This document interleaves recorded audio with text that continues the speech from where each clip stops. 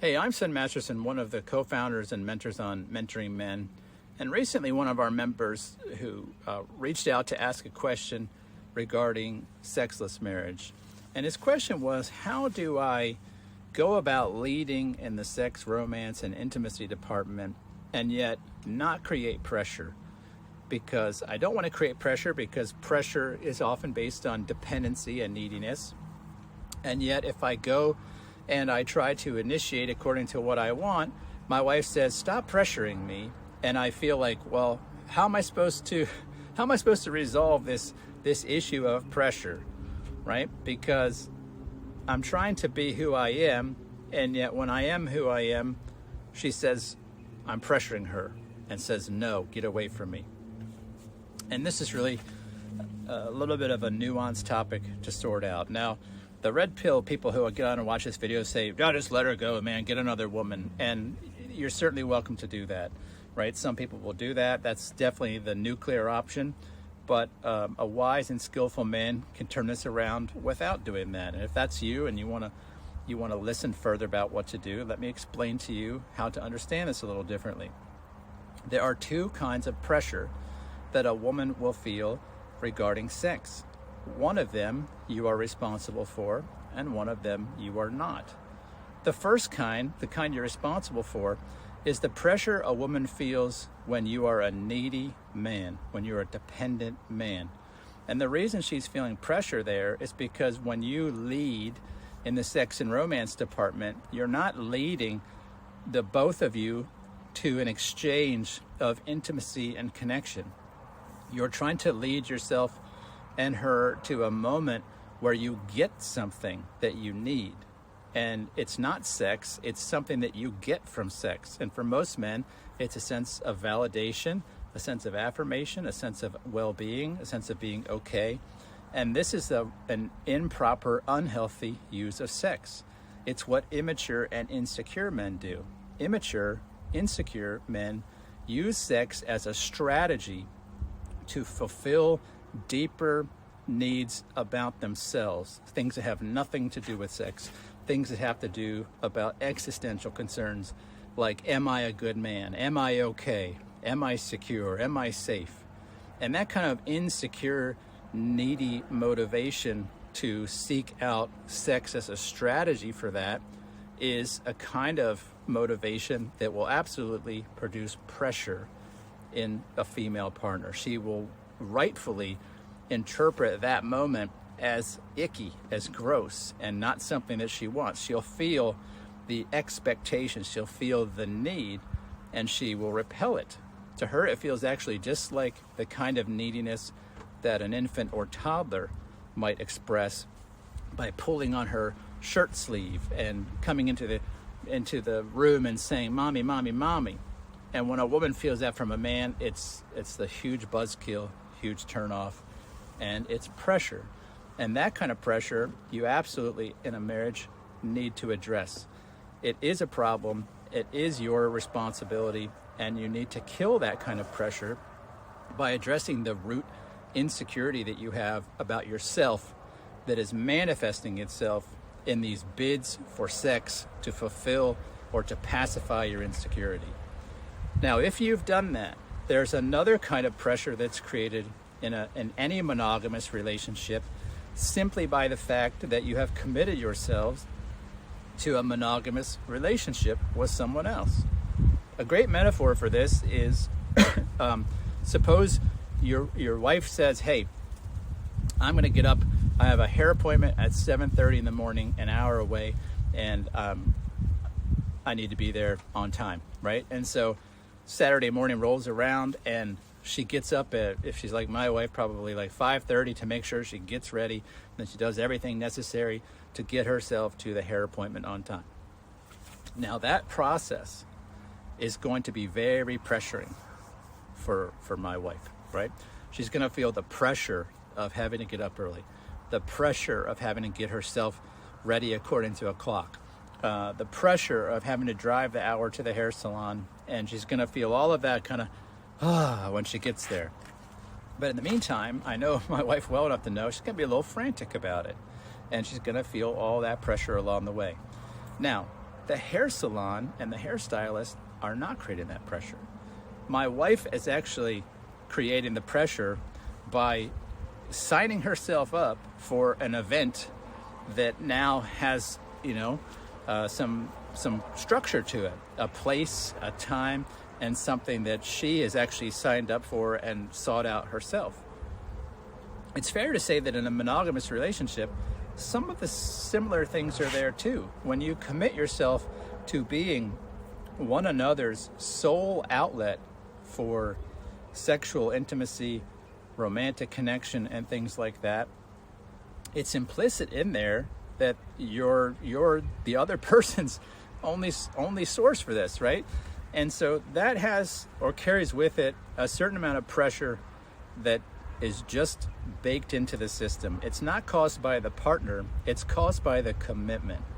And what ends up happening in a sexless marriage is that usually if the partner that wants sex the least becomes the partner that ends up controlling the frequency and really every other aspect about the intimacy. And they basically lose sight that the pressure that they're feeling is not always from a needy man. Now, many times when we speak to men, it is. That actually is where the pressure begins. The pressure starts as an insecure man trying to use sex as a bid to solve his insecurity. But once he starts to remove that, she still feels pressure, but she feels the pressure of monogamy, not the pressure of neediness. And it takes some time for her to sort out, and sometimes professional help, that's not pressure from him. That's pressure from the commitment she made to the relationship. And so it's easy for a man who's feeling insecure and who's trying to sort this out to mistake his wife feeling pressure as some sort of evidence that he is dependent and insecure, when in fact it's not. Sometimes it's just evidence that she's feeling pressure and it has nothing to do with him. And so what do you do in these moments? What you do is twofold. The very first thing you have to do is refuse to own the pressure of monogamy or the responsibility for that pressure. It's not yours to own as a man. It's each partner's responsibility to work out whatever internal dilemma there is related to the commitment to one another that they made. And if they can't, it's their responsibility to exit the relationship. Now, having said that, that's the first thing you need to do. The second thing you need to do as the man is refuse to blunt or edit or change your authentic sexual nature because it could cause the other person to feel that the pressure of monogamy. And so this is what a lot of guys do, especially men in the sexless marriages, because they spent so much time hiding their authentic self that this is just their normal MO, right? They don't know how to just be authentic as sexual men. They feel shame about their sexual interest. They feel shame about their desire. They feel ashamed about their passion.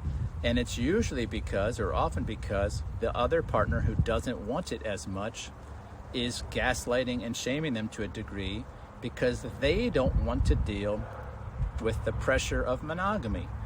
And you have to have some wisdom to understand that this is going on in your life. First, by knowing I'm not being needy. I want to share this part of my being, which is healthy and normal, my sexuality, and I'm not going to hide it.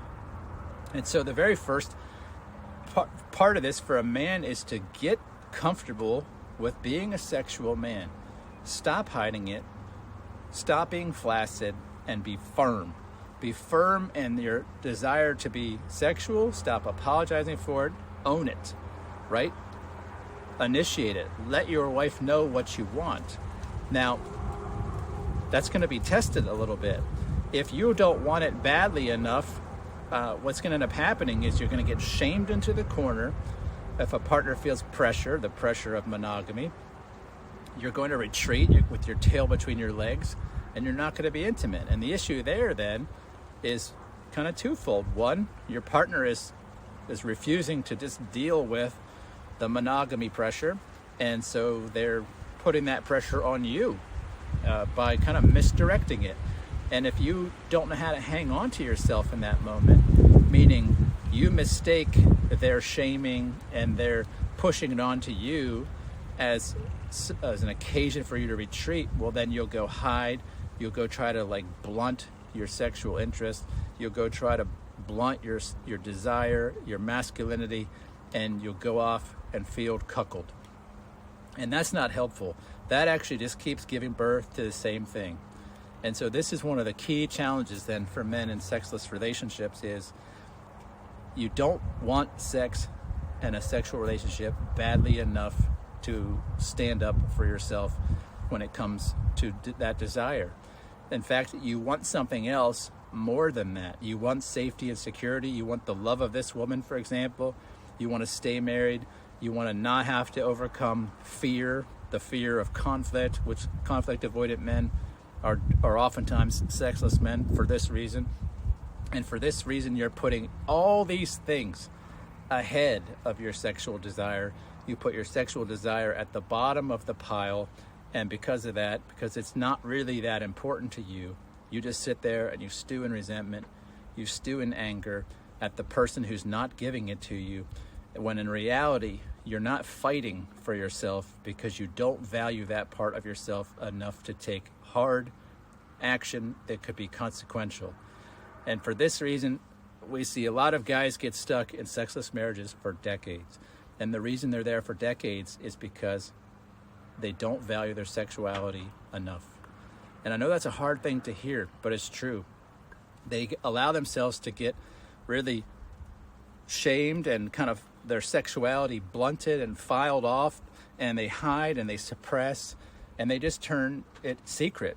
Maybe they express that in some sort of, hidden fantasy, obsession, illicit behavior, affairs, strip clubs, porn, all that stuff. Men are doing all of that really because they don't know how to live as an unapologetically sexual man in a monogamous relationship where they say, this is who I am, I'm not being anyone else, and it's more important to me to be this way than to stay in a relationship where I can't be this way. And it's that man, the man who loves himself and the way he is, that loves his sexuality as part of himself, that is the only man that will generally have a healthy sexual relationship. Because for that man, it matters enough to him to go to bat for himself. It matters enough to him to shed from his life any relationship that asks him to be something he's not. And if you're not willing to do that, you'll compromise. You'll put your sexuality at the bottom of the pile, and you'll sit there, like I said, and you'll live a miserable life. You'll be angry, deeply resentful. We see this all the time. Deeply victimized, and you'll develop malice and hatred and animosity, and you'll get to your deathbed and say, why did I fritter my whole life away? Who did I do it for? What did I get for it? And listen, I know these are complicated things, way more complicated than we could talk to you about in one video, even 10 videos. It takes us really, to be honest, between 6 and 18 months to help a man through the many landmines and pitfalls of a sexless marriage, but we're here to help you with that, and we know a lot about it. We've helped a lot of men through it. We are helping a lot of men through it. It's very emotionally complicated. It's very psychologically complicated, and we have a lot of compassion and a lot of care for men in that boat. And so if you are watching this, you're one of those guys, you want to understand the landscape a little bit better, you want to understand kind of some of these ins and outs, I would love to talk to you about it. If you scroll down below, you'll find a link where you can set up a call with myself or one of the other mentors in our platform, and we'll have a consultation with you where we'll just talk about you. We'll talk about your relationship, your life, how'd you get here, what do you want, what's in the way of what you want, this kind of thing. There'll be no sales pitch, totally complimentary, and you'll feel seen and heard and understood and hopefully encouraged. If you'd like that, that's available below. Just click the link and Until then, I hope to see you on the other side of this camera, and I hope you have a great day. Take care.